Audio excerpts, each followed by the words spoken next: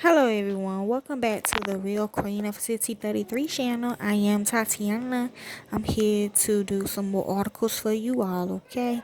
We'll be learning about the Mexican slash American War, which is happening this week, okay?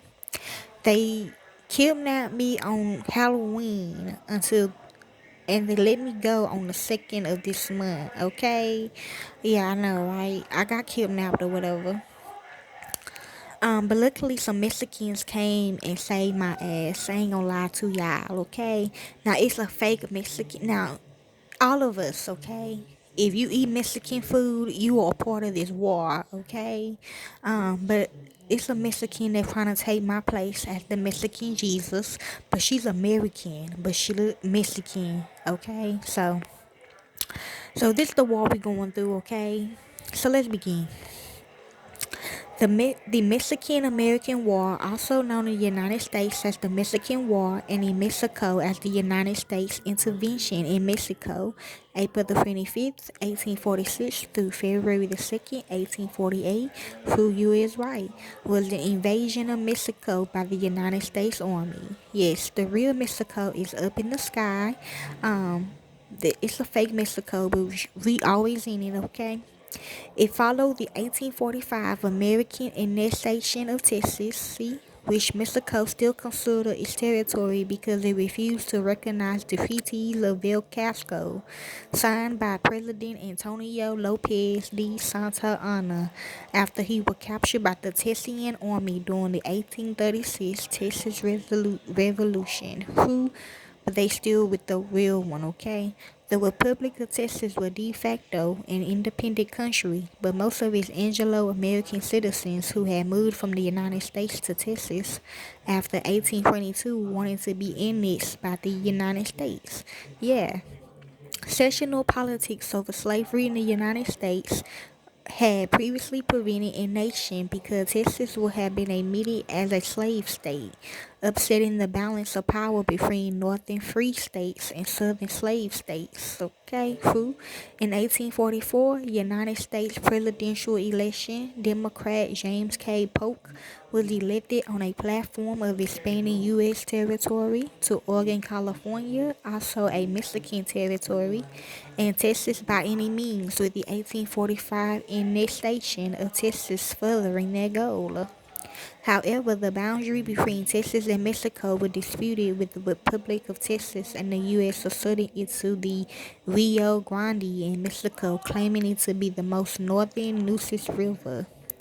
Polk sent a diplomatic mission to Mexico in an attempt to buy the disputed territory, together with California and everything in between, for 25 million, equating to 798 million in 2024, and offer the Mexican government refused. Polk then sent a group of 80 soldiers across the disputed territory to the Rio Grande, ignoring Mexican demands to withdraw. Yeah, I did fight her, okay, like a couple weeks ago. Yes, Mexican forces. I mean, she bad. Yes, everybody's saying yes, okay?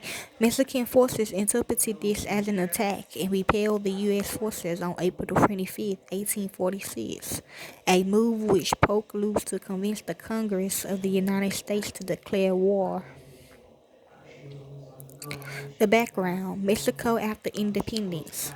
Mexico obtained independence from the Spanish Empire with the Treaty of Cordoba in 1821 after a decade of conflict between the Royal Army and insurgents for independence with no foreign intervention. The conflict ruined the silver mining districts of Zacatecas and Guanajuato. Mexico began as a sovereign nation with its further financial stability from its main export destroyed. Mexico briefly experimented with monarchy but became a republic in 1824. Yeah, see the left side. This government was characterized by instability, and it was ill prepared for a major international conflict when war broke out with the U.S. in 1846, which was on Halloween this year until the 2nd. Mexico has successfully resisted Spanish attempts to reconquer a former colony. Yes, in the 1820s and resisted the French in the so-called Patriot War of 1838. But the secessionist success in Texas and Ghana against the centrist government of Mexico showed its political weakness as the government changed hands multiple times. We ain't lying. The Mexican military and the Catholic Church in Mexico, both privileged institutions with conservative political views, were strongly politically than the Mexican state.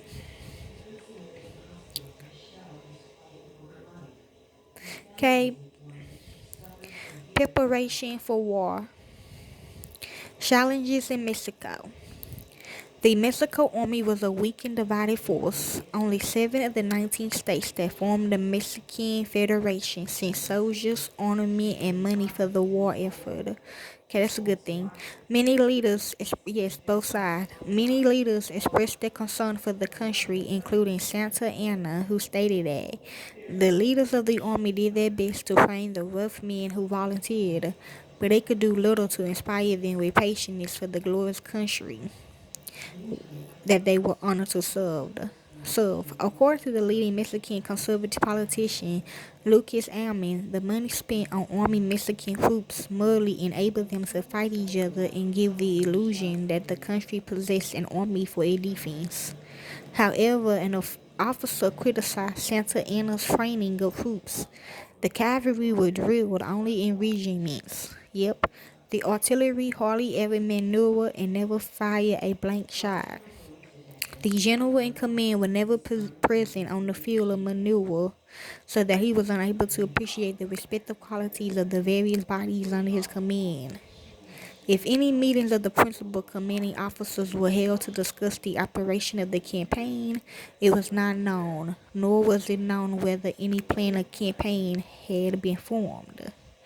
At the beginning of the war, Mexican forces were divided between the permanent forces, Permanentes, and the active militants Acerios. The permanent forces consist of 12 regiments of Brigadier Dragons. The militant account to 9 infantry and 6 cavalry regiments. In the northern territories, Poseidon companies protected the scattered settlements. Okay.